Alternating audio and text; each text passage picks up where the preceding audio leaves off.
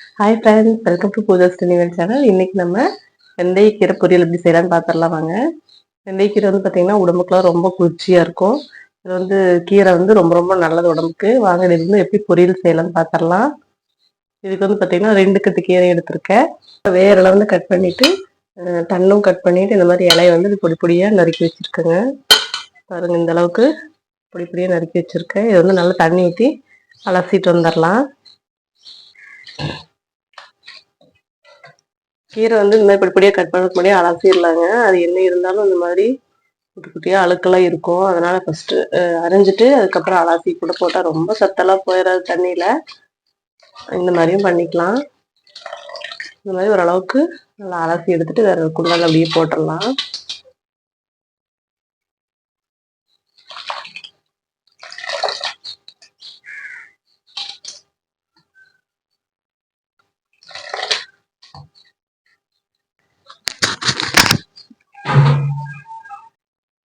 கீரையை வந்து தண்ணியில் நல்லா அலசி எடுத்துட்டு வச்சுட்டேங்க.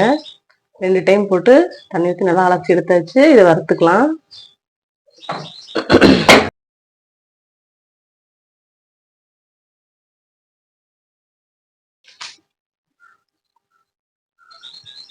சின்ன வெங்காயம் வரமிளகாய் மட்டும் சேர்த்துக்கலாங்க, ரொம்ப நல்லா இருக்கும்.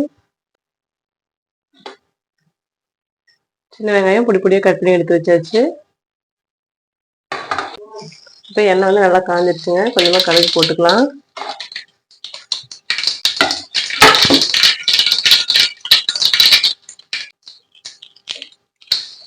கடுகு பொரிஞ்ச பிறகு சின்ன வெங்காயமும் வரமிளகாயும் சேர்த்துக்கலாம்.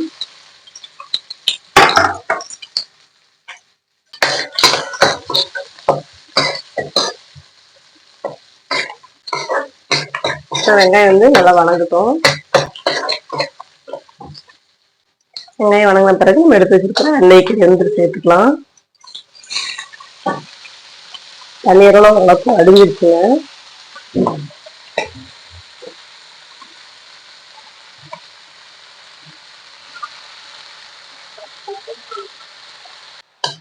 அப்படியே ஒரு கிணறு கிளறி விட்டுலாம். இதுக்கு வந்து நான் 2 கட்டு கீரை சேர்த்துருக்கேன். இது வந்து நல்லா வெந்து வரும்போது பார்த்தீங்கன்னா ரொம்பவே கம்மியாயிரும்.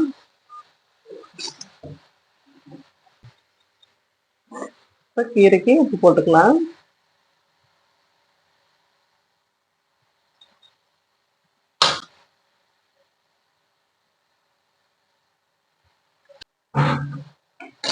உப்பு போட்டு அப்படியே லைட்டாக வணக்கி விட்டுறலாம்.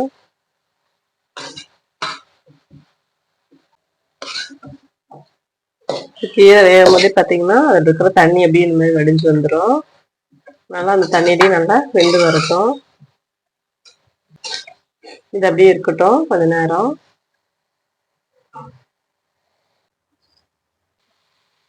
இப்போ கீரை வந்து ஓரளவுக்கு வெந்துருச்சுங்க. இந்த தண்டு கிட்டையெல்லாம் பார்த்தீங்கன்னா கொஞ்சம் வேகாத மாதிரி இருக்கு. லைட்டாக வந்து நான் தண்ணி ஊற்றி தெளிச்சுக்கிறேன்.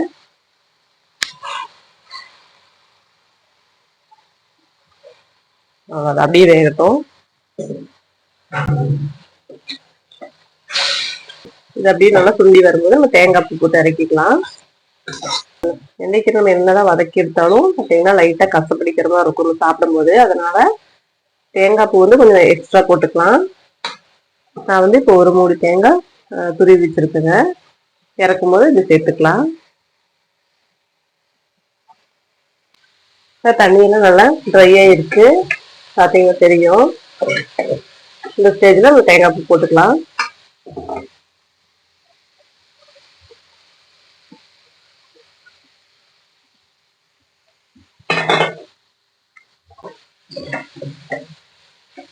கீரை பார்த்தீங்கன்னா கம்மியாக தான் இருக்குது. நம்ம போடுற தேங்காய் பூ வந்து அதிகமாக இருக்குது.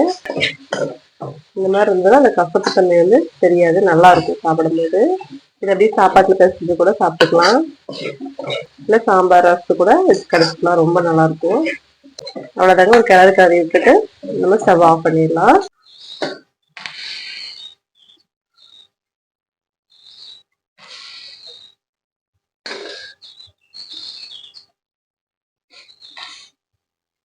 வெந்தயக்கீரை பொரியல் ரெடி.